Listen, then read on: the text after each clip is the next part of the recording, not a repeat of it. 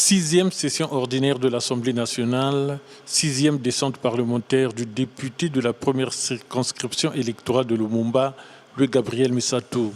Descente réalisée conformément au règlement intérieur de la Chambre basse du Parlement et à ses promesses de campagne.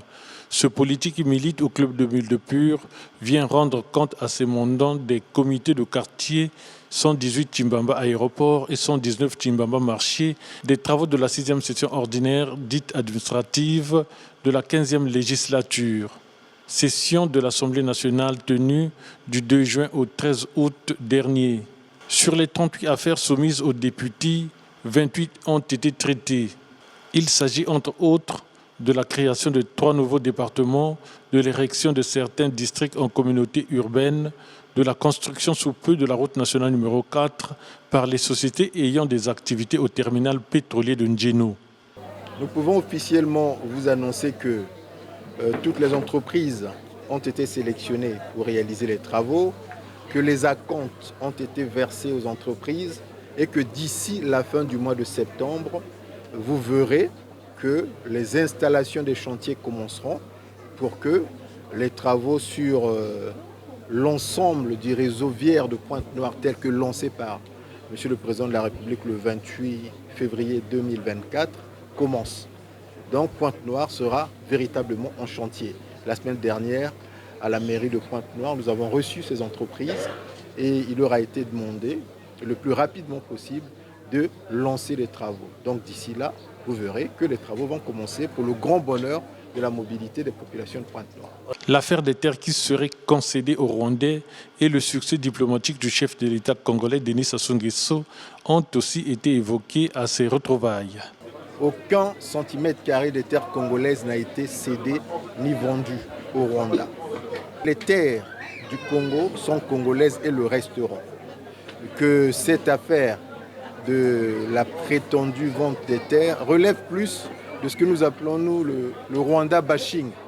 Le Rwanda bashing est certainement, entre autres, dû au fait qu'il y a une situation difficile à l'est de la RDC.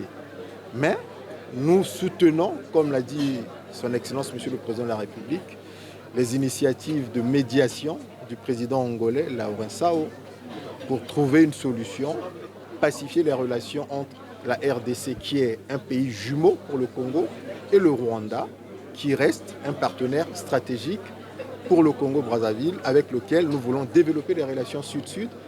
Nous tenons à exprimer nos respectueuses admirations à son Excellence Monsieur le Président de la République pour ce succès diplomatique et commercial. Parce que à l'issue de ce voyage en Chine, pendant ce sommet, le président, donc le Congo, le président de la République du Congo, a été élu en tant que co-président du Forum sur la coopération sino-africaine pour une durée de 3 ans, de 2024 à 2027, en succédant au Sénégal. C'est une très bonne chose, un prestige diplomatique important pour le Congo et à la clé 19 accords de coopération qui ont été signés avec la Chine, ce qui augure des perspectives économiques très bonnes pour notre pays. Les populations qui ont exprimé quelques doléances à leurs représentants à l'Assemblée nationale sont sorties soulagées de cet exercice de questions-réponses auquel lui, Gabriel Misato, est habitué. Je suis tellement content parce qu'il a parlé du problème de la RN4. La RN4 qui me concerne également parce que je suis de là-bas. Et comme par hasard, en ce moment-ci, elle est très fréquentée.